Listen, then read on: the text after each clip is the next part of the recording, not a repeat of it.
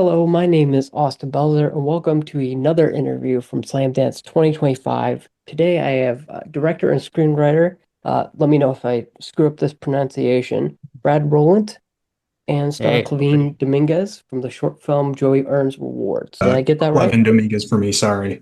Clevin, like, But you could sorry. just also Clev is usually what I just tell people because it's easier. Okay, thank you. And a brief description. It's a short film. Joey Orange Rewards is a short film that documents Clev's unusual marriage proposal at a McDonald's drive-thru. It's screening during Slamdance 2025 at the LA Times Theater um, on Sunday, February 23rd, and a screening at the Summer David Theater the following day. But Brad, Clev, welcome. hey, Hey, thanks for having us. Yeah, no problem. Thanks for making time out of your I'm assuming busy. I mean, I you said screening on Sunday, so I imagine you're pretty much packing up to go if you're not already there. well, we're here. It's Los Angeles now, so we're just doing it. We're just gonna drive down the block, Okay, basically. Yeah. Yeah, that makes yeah, it easy. yeah. I mean, it's funny. It was kind of like excited to travel when I got accepted, and then I out. I was like, oh, okay. But, oh, yeah. So it'll be fun. This is pretty much our very first thing. Oh wow. Was Okay. yeah, Yeah, definitely of this I guess level of just like, oh cool, slam dance, nice. yeah. No, yeah. It'll pick up tomorrow. That'll be the big. Yeah, I imagine. I started talking to people back 2 weeks ago, I think, Oh yeah. maybe 3 weeks ago, and they're like, "Hey, can we get you that for the 27th?" And I'm like, "Okay." And then I scheduled them, and I'm like, "Well, about the 27th." That's a Yeah. busy day. But yeah, to take it back a little bit, talking of LA, this is the first year Slam Dance is in LA. You both have, or not you both, the short film has the Made in LA tag. So, would you like to talk, either one of you, about how kind of LA took part of the creation of Joey Earns Awards? Sure. Um, I mean, I think what comes to mind first would be that this is a film where we stole a location. It's Yeah. all filmed on a drone and like nobody's aware that they're in the movie.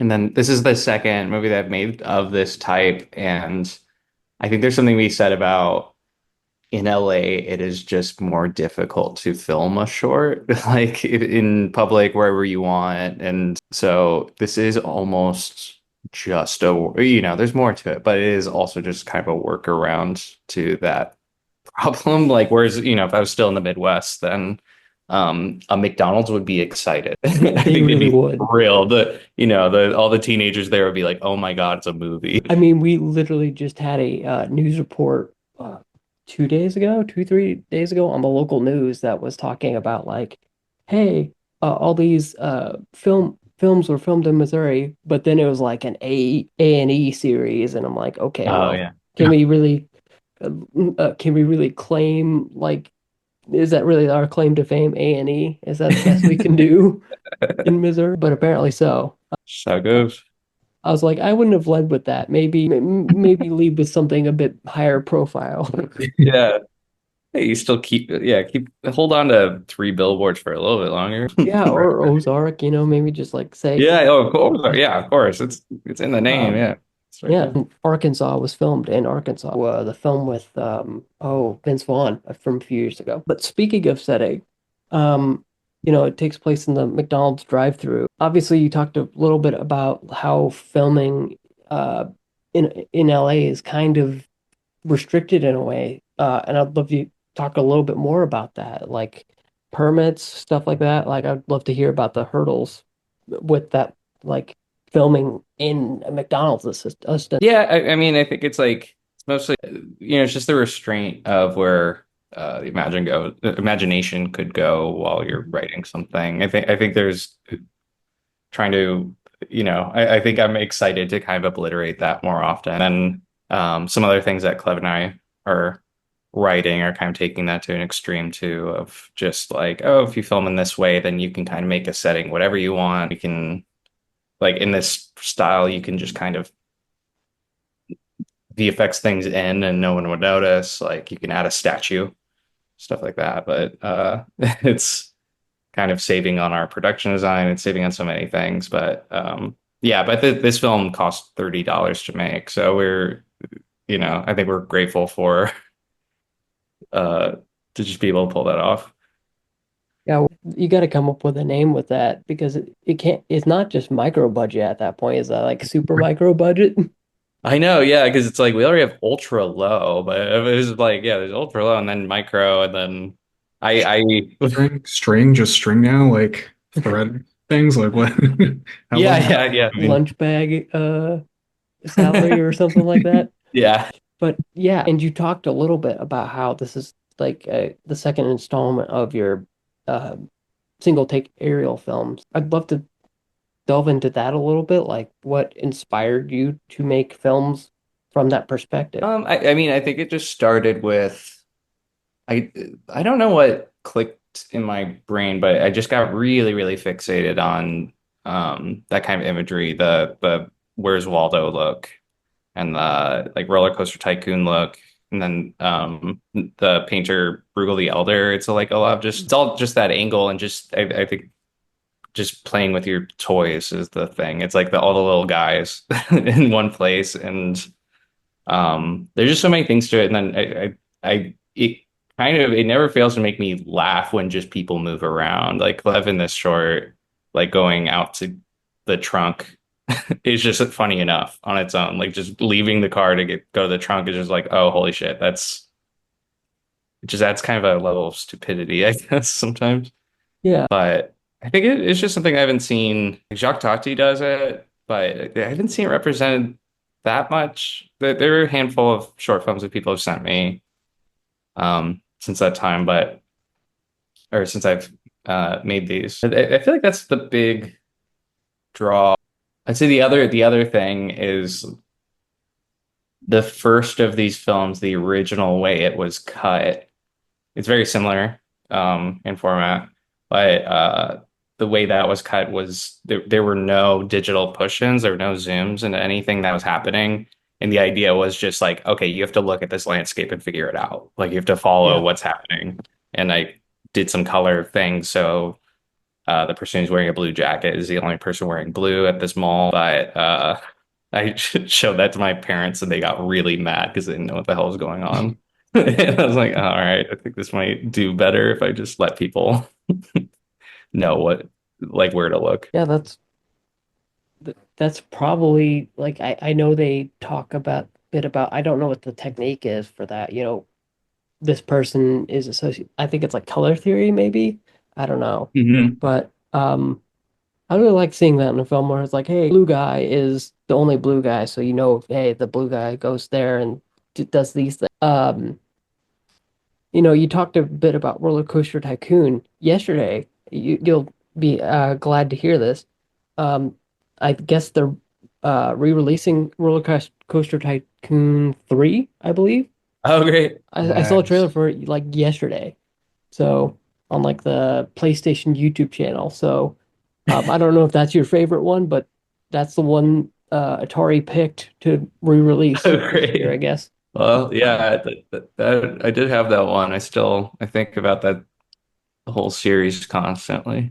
Yeah, is that the one that was in? Because mine came from going to Six Flags, and then when you went to Six Flags, they gave you a CD, and Really? whatever roller coaster tycoon that was is the one that like sticks with me, I guess. Well, That three is the one where you could ride the rides. That was the big gimmick of Okay, it. I remember doing that. Yeah, That's yeah. yeah, and I need to go back and check it out. But I just thought I'd mention that since you talked about Roller Coaster Tycoon, and um, but yeah, I literally just was watching YouTube the other day, and I was like, oh, Roller Coaster Tycoon 3. I'm sure this never will come up this week, and it does. There you go.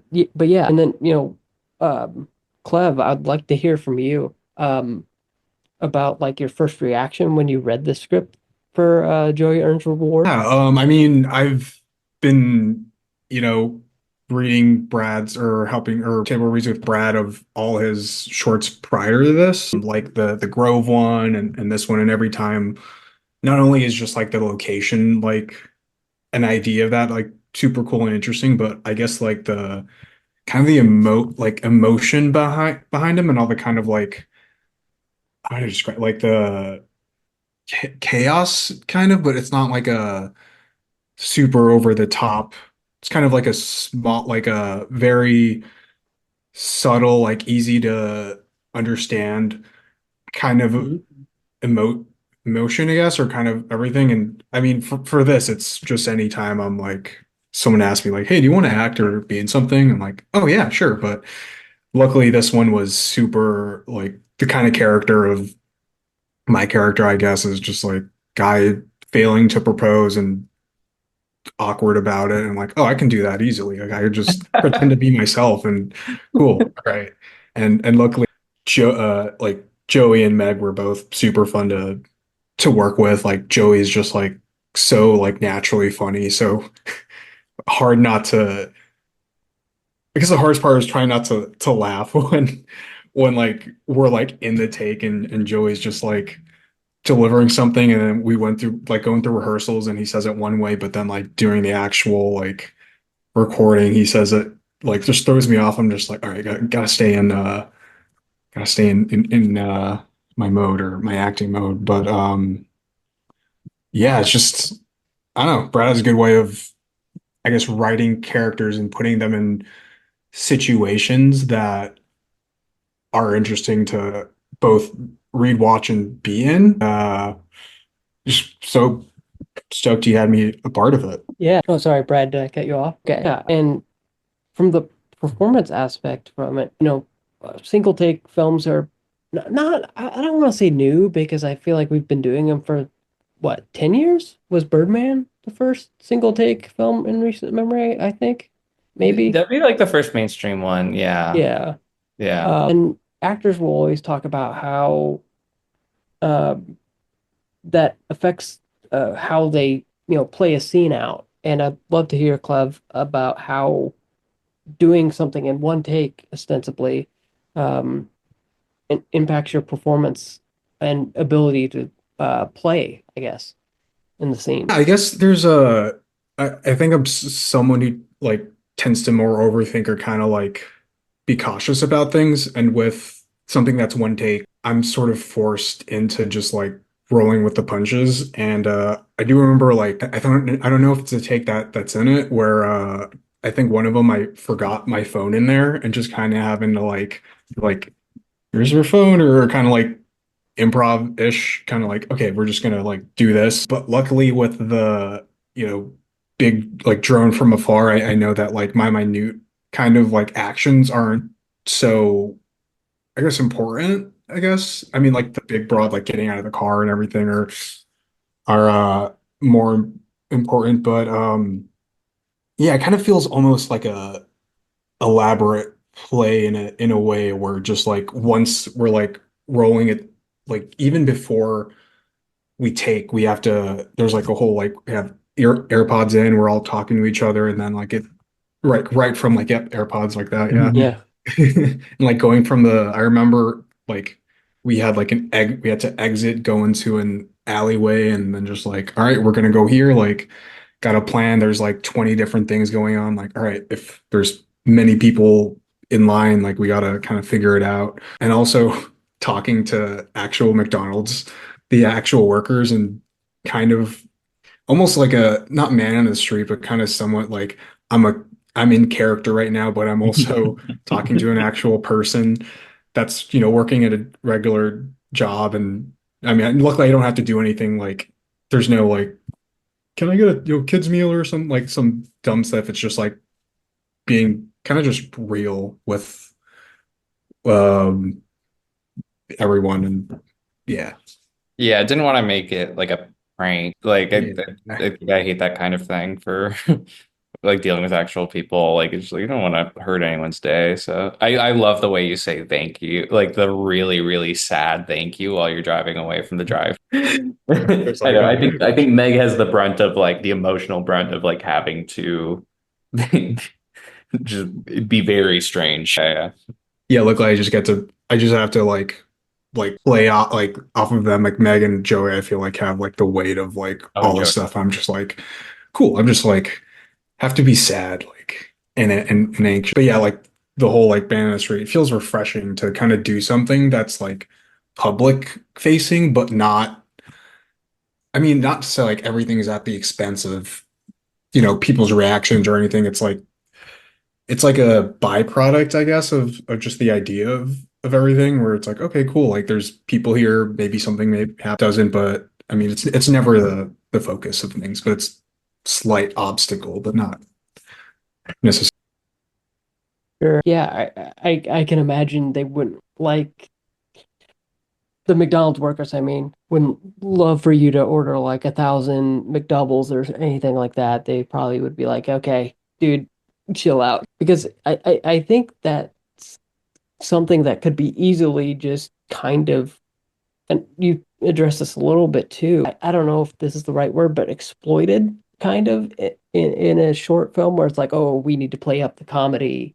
Let's just order a ridiculous amount. Like, let's add to it by being like a horrible customer, right? But I think that was a great answer when you're saying like, yeah, these are people doing their jobs, and yeah. But you talked a little bit about Joey and Meg, and I wanted to dig a little bit deeper into that. About how you kind of played off them. Joey's uh, pretty much a force of nature in the story, and Meg's kind of crucial to the emotional weight. So, I'd love to hear your perspective about developing the dynamic with those two people and characters. Brad, do you want to or Yeah, well, I guess I could just say how where the writing began. I think he was asking about how you play off. Yeah, oh, Yeah. okay, okay. Okay, I'll let you. I'll let I you. mean, for Meg, she's so like I mean Joey goes on her just kind of knowing that his, I guess, tone deafness, not to like I'm just kind of just trying my best to, I guess, straight man almost, even though I'm not like no one. I can't think who is in this. Yeah, I mean with Meg, I think if she's super just funny naturally to work off of, and Joey is, yeah, like you were saying, a force of nature, and I mean they're like I don't know, I feel like almost the just in It's Always Sunny, there's all the funny people, like everyone's like a great cast member, but and I think like Rob McElhenney's like says that he's just like, oh, I'm the worst actor out of all of them, and I just let everyone do their thing, and I kind of feel like that in a sense, where I'm just like, all right, cool, let Meg shine and Joey shine because they're just so like naturally like funny and talented that I'm like, all right, cool, like literally the technique of, I guess, reacting, or just kind of like, all right, like let them have fun. I'll just like respond to that. yeah, great answer. Or either one of you can answer this question, but I'd love to hear about what you hope audiences take away from Joey Earns Awards when they see it at the Slamdance or any future festival. I mean, I think the big thing, I know when I see a movie, something I haven't seen before, then I find it really activating, and I hope that that's, I find the people that like the movie most are not just other filmmakers, but mostly other filmmakers. I'm like, I feel like I get the best response from, and I am very I'm a big advocate for this like new wave of micro budget stuff that's been happening the past couple of years, and I hope more people jump on that and like just make the movie they want to make and just find a way to do it. And yeah, so I hope that that's a big aspect of it for people. Mine is just, I hope people get the McDonald's apps, because I think I got it after that, and I actually do love the rewards now, and I'm like, damn, this is actually great. So shout out Brad for getting me this. It's rewritten from Taco. It was Taco Bell at one point as I was writing it. And I'm a big Taco Bell app guy. So I think, Yeah, yeah. But I find that when the bell dings when you order, I find it kind of condescending. I feel kind of like, oh, you're mocking me. Taco Bell? Yeah, whenever you order, it goes dong. And I'm like, back off. I'm not a like you don't child. have to be you don't have to do all that Taco Bell. You can just Like, here's your Just let me splat. eat in my car in silence, Yeah, please. exactly. Way to do it. But yeah, I hope more people do make micro budget films because I know at Spirit Awards they have a micro budget thing award, the John Cassavetes Award, I think it's called. And I've noticed recently that like so they increased the amount of like the budget cap on that, and it's just like okay, now we're getting movies from Mubi that have like big names, and I'm like, that's kind of not Oh, what a micro budget is. no. A micro budget is, I think, a lot of the films that premiere at Sundance. It's not Sundance, Slamdance. Um, because Fist Bump, they're talking about they made it on $1,000. You guys made this on $30, I think you said Hmm. earlier. I think I agree with you, is the short answer of it. Because I think that's kind of a shrinking market. Yeah, I totally agree with you on that. And and yeah, Clev, or I think Brad maybe said this.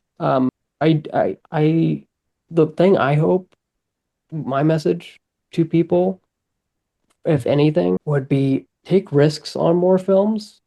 Yeah.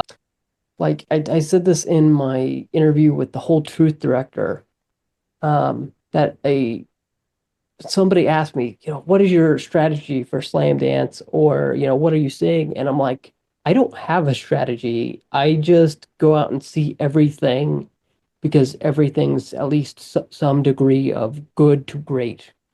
It might not have a great idea, or it Mm. may have a great idea and have bad execution, but it might have an idea in there that's really a great nugget for somebody else to look at and say, oh, I can make that into a great film or something like that. I don't know. It's just there's a lot of great ideas that slammed it. That's what I'm trying to say. Yeah, yeah. Um, so I encourage everyone to at least watch as much as they can during Slamdance. I think they're still doing the Slamdance channel thing, and even that alone is worth it. I think it's like $12 a year or something like that. It's really affordable. Mm.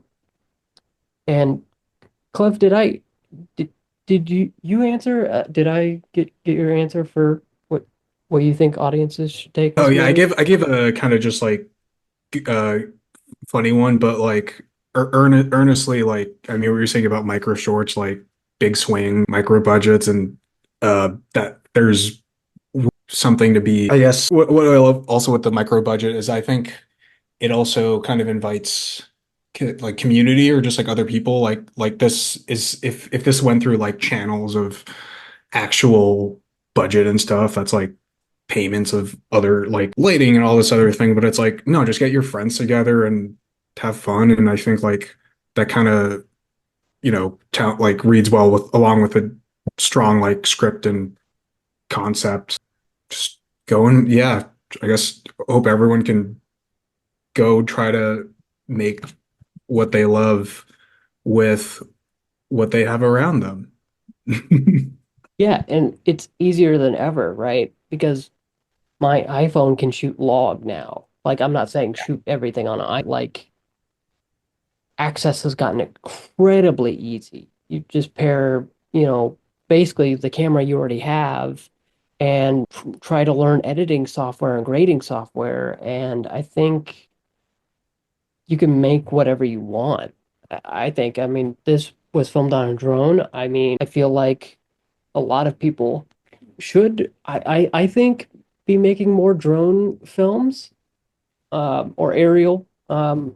shot films because I I watched the Michael Bay did a really good job of it. I know in Ambulance that I thought Yeah, his yeah. drone usage in that movie was Oh, it's crazy. Yeah. it's nuts. And I'm waiting for somebody like on not necessarily a smaller scale, but like more variety to the way they shoot, the way we shoot things is Hmm. something I'm looking out for. Um, Especially as rigs get smaller and smaller and smaller. But yeah, with that, I just want to thank you both for taking the time to talk about the film, the short film Joy Ernst Awards during Slamdance at the LA Times Theater, Sunday, February 23rd, and then the Summer David Theater the following day. But yeah, thank you both so much for coming on. I hope people see it. If they don't, I'll just escort them to Slamdance. I'll just like take a little virtual broom and be like, "Hey, go, at least go see something from Slamdance," Yeah. because I think it's one of the most, I think, inventive film festivals out there. Yeah, I truly, Yeah, appreciate it. Yeah, yeah. thanks so much, Austin. Yeah. Thank you both. But yeah, for those watching at home, if you enjoyed this interview, I'll have more Slam Dance and South by Southwest 2025 interviews coming your way. And you can find a link to purchase tickets for Joy Earns Rewards for either screening in the description of this interview. And until next time. You can find me on Blue Sky, Facebook, Instagram, and Threads under my username, Austin B Media, as well as my Discord and Patreon community chat. Speaking of Patreon, if you'd like early access to this next interview or more exclusive content, head on over to patreon.com/AustinBmedia. For just $3 a month, you get 48-hour early access to my reviews, podcasts, interviews like this one, and articles, plus patron-only channels on my Discord. The $10 a month tier, you'll unlock uncut podcast episodes, exclusive episodes, and more. If you enjoyed this interview, stay tuned for more Slam Dance and South by Southwest 2025 interviews. Until next time.